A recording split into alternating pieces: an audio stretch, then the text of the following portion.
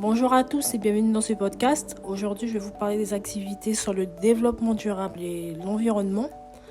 Alors, ce sont des activités éducatives qui sensibilisent les enfants à l'écologie, à la protection de la planète et à des modes de vie durables. Ces activités, ou aussi on peut les appeler des ateliers, qui permettent aux enfants de comprendre leur impact sur la nature et les encouragent à adopter des comportements responsables. Donc on peut inclure tout ce qui est activité sur le jardinage écologique, tout ce qui est plantation d'arbres, culture de légumes, compostage. Il y a aussi tout ce qui est recyclage et réutilisation, tout ce qui est fabrication d'objets à partir de matériaux recyclés.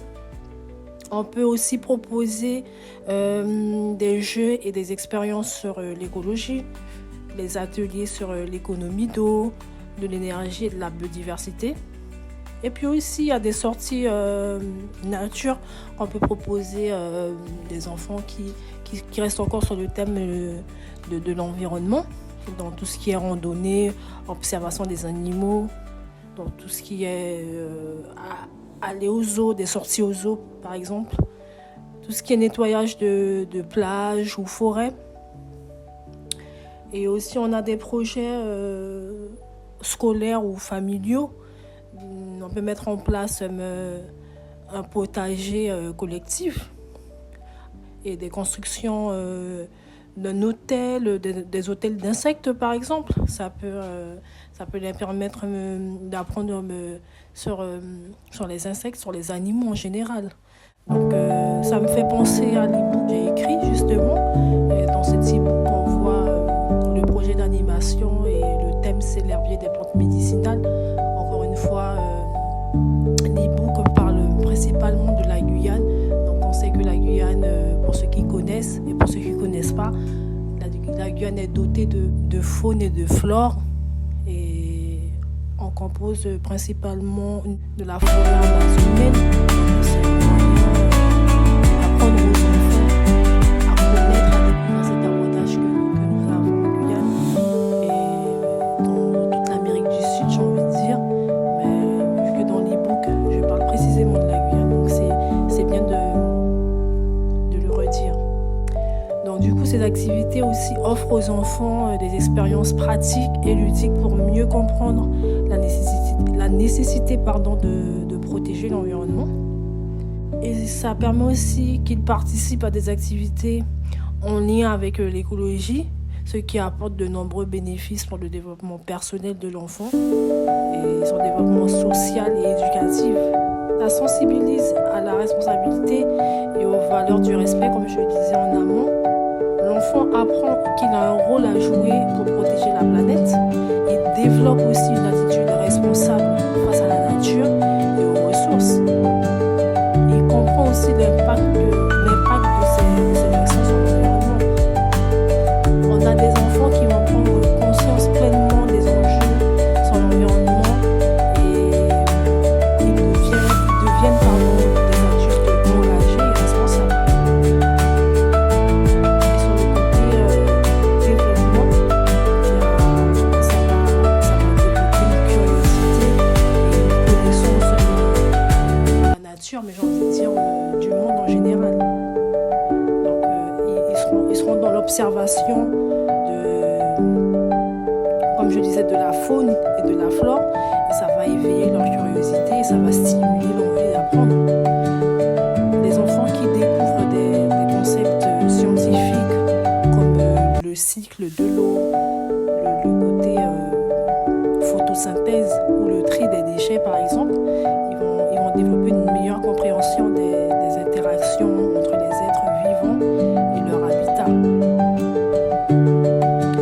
Donc ils vont comprendre que le monde qui les entoure développe une réflexion plus ouverte et scientifique. Et puis aussi ça va renforcer leur autonomie et leur prise d'initiative.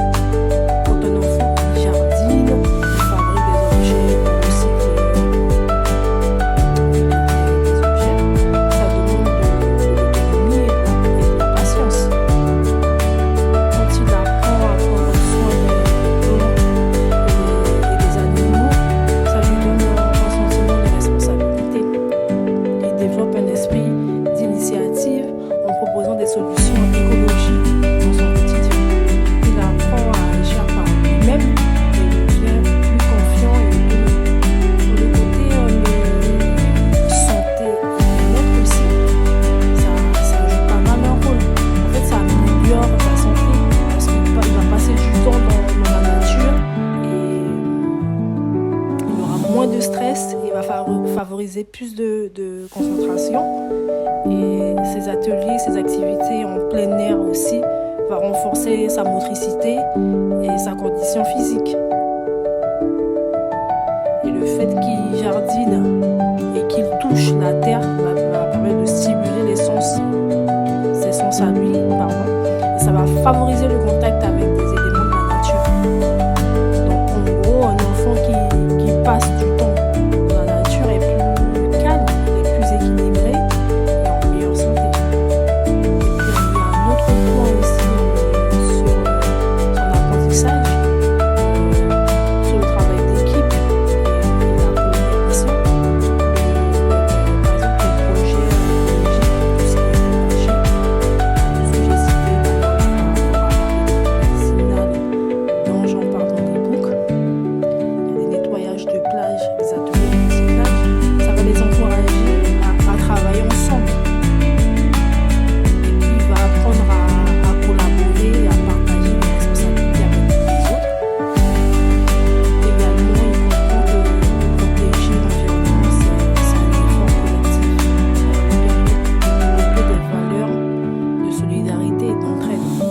Dernier point, la consommation responsable. Quand je parle de consommation responsable, je fais référence à l'apprentissage sur le gaspillage. Donc tout ce qui est éviter de gaspiller de l'eau, de l'électricité, également la nourriture.